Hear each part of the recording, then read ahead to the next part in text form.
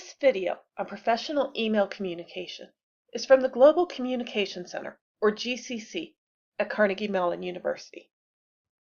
My name is Joanna Wolf, and I direct the GCC. The GCC's mission is to prepare students for the global workforce by improving their communication skills. We do this through free one-on-one tutoring on communication projects, through workshops, and through online resources such as this one. Today, I'm going to talk to you about how you may have already written an email that a professor or potential employer perceived as rude, unprofessional, or immature, and you might have had no idea. I want to give you an insider's view of ways that you could easily improve the impression you make. Let me begin by showing you an email one of my students sent me. I changed a few details to protect him. But see if you can figure out why I find this email troubling. Let me read it to you. Hey, Dr. Wolf. I am notifying you that I just finished the executive summary for our project proposal. The team has made the changes you recommended. Please take one last look through the proposal document and give any feedback you see fit. Please notify me when you have posted feedback to Dropbox ASAP. Thanks. Now, when I read this, I felt very concerned for this student as someone who is going to go out into the workplace. The student is asking me to do a favor. He's asking me to take time to give him additional feedback, and he's being very demanding by suggesting that I do it ASAP, which stands for as soon as possible. You should basically never use ASAP or direct command with someone who has more power than you. This ASAP comes across as very rude.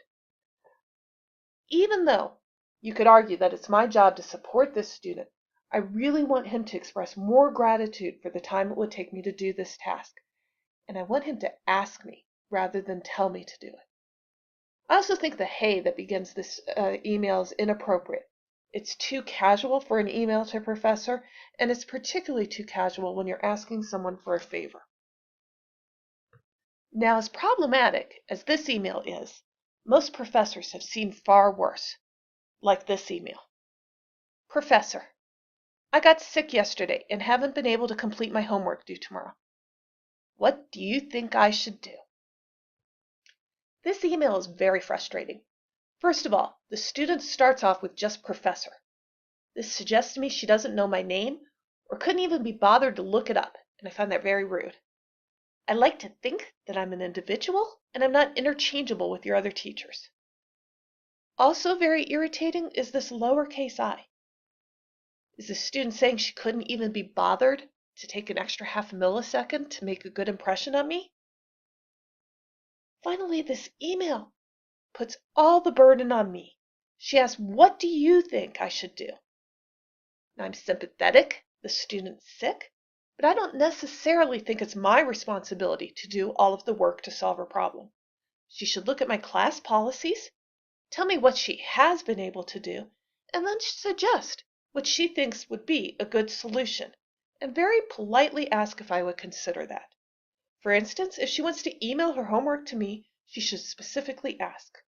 Or if she wants to turn in something late, she should very politely ask if I would consider allowing her to do that. Even the subject heading here is vague. Doesn't tell me what class she's in. Overall, my impression of this student is as someone who is very lazy and self-centered. This makes me not like her very much, and I really want to like my students. Now, I want to show you that my reactions to these emails are not just my own personal preferences. To provide evidence of this, the Global Communication Center conducted a survey of employers who typically hire CMU students. I want to show you what your future employers had to say. Our survey was taken by over 170 professionals who hire our students. Most of these professionals were from technical fields. We sent them several emails and asked them to comment on them. Here's one of the emails that we asked them to comment on. Hi, Jim. Can you tell me more about what skills you want in an applicant? I want to schedule my final semester of classes so that I can develop more of the skills that employers want. Can you provide any advice for a student like me who wants a job in your field? I also need to know what classes you took in college that are most useful to you now. Please respond as soon as possible, as registration is next week. Thanks. Now, over half the professionals we surveyed said that even if the writer of this email was a highly qualified candidate who they would otherwise consider for the job, this email would disqualify them. The majority also said they would not bother responding. They found this email rude and disrespectful. I'm going to show you what they had to say. First of all, pretty much everybody who read this email agreed that it was disrespectful. They wanted all types of information and then had the nerve to put an ASAP on it. This is the type of request that is fairly typical of today's younger potential employees, demanding and entitled. When you want a favor from someone that you are also hoping to work with, you need to work on their timetable, not yours. And this last one really kind of succinctly summarizes why this person wouldn't be hired. Why would you want to work with someone who is rude? Several professionals commented that if they did hire this person, this individual will be continually having conflicts with their coworkers. In addition, the professionals were bothered that the writer did not express gratitude. If I am being asked a favor, I would like to get the impression that the person is aware that they're asking a favor. If I'm going to be going out of my way to help someone, I want them to seem more appreciative and grateful for my time. And this appreciation needs to be more than just the word thanks. When we want to be more deferential, we tend to use more words. So instead of just thanks, the writer might say thank you very much, or thank you for your time, or I really appreciate you taking the time out of your schedule to help me. You really need to show that you are respectful of other people's time. The professionals we surveyed also objected to the very general, broad request of the email. One said, I don't have time to outline all the skills I'm seeking in a candidate. If this person is a self-starter, the kind of person we need, he or she will figure it out themselves and come back with either a concrete application or really detailed questions that show they've taken the time to learn more about our company and needs. Another person wrote, a generic tell me more approach from the student makes the applicant appear as though they didn't thoroughly read the job description or they didn't understand. So sending this kind of broad general request without showing what kind of effort you have done makes you seem lazy.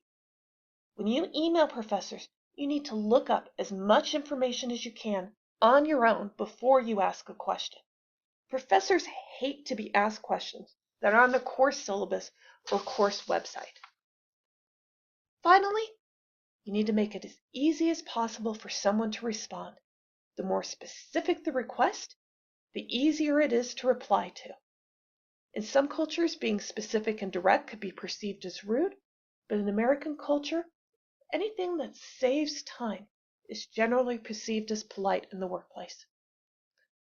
So to summarize the insights I've shared with you so far, you should show respect by avoiding demands. Ask instead of tell. Express gratitude. Say thank you for your time, or I really appreciate your efforts. And then make it as easy as possible for someone to respond. Now I want to share with you two other points that I'm going to go over quickly because I hope they'll seem more obvious to you. First of all, be formal. Informality can suggest immaturity. Saying hey or hi or using a first name is too casual. The professionals we surveyed felt that the casual opening suggested that the writer was not serious or was unprofessional. When you are writing to professors, make sure you call them doctor if they have a PhD, or call them professor. Avoid saying Mr. or Mrs. if they have a PhD. Otherwise, it sounds like you don't take their qualifications seriously. And be sure to proofread. You might think this seems obvious, but as you saw from the first email that I shared with you, students don't always bother to do things like capitalize their I's. And I want to share with you how strongly professionals reacted when we showed them an email that had grammatical errors.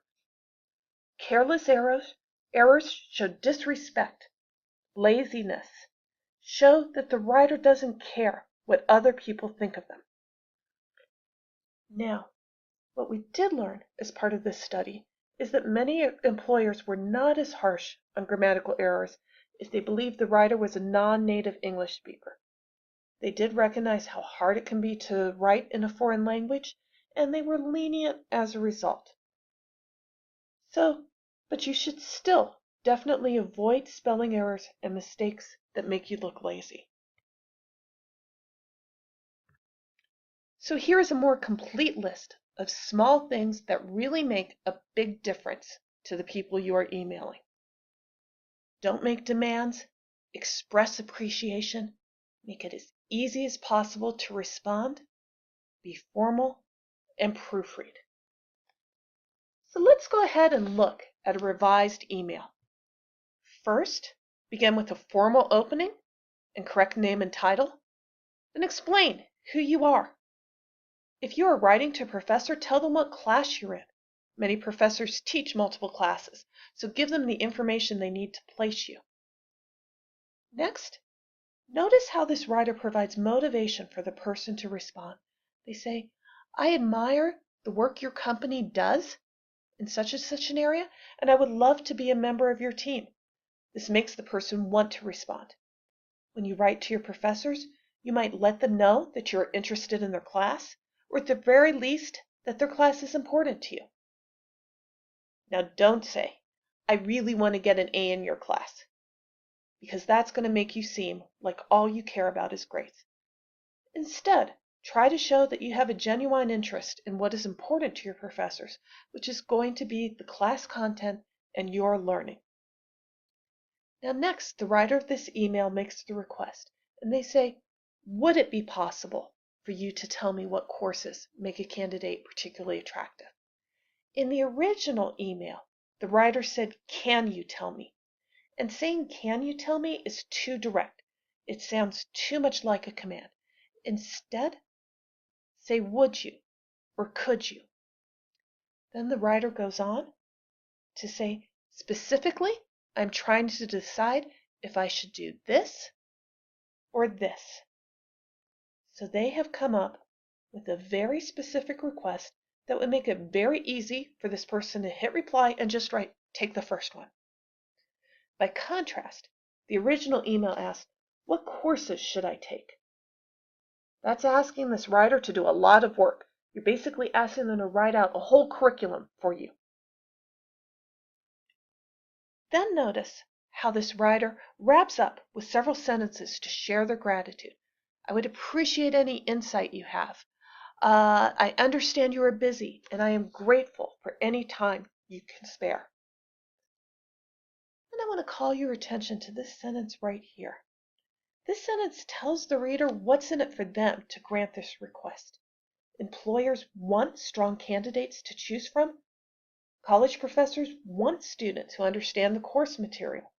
Consider signaling your desire to learn, improve, and grow.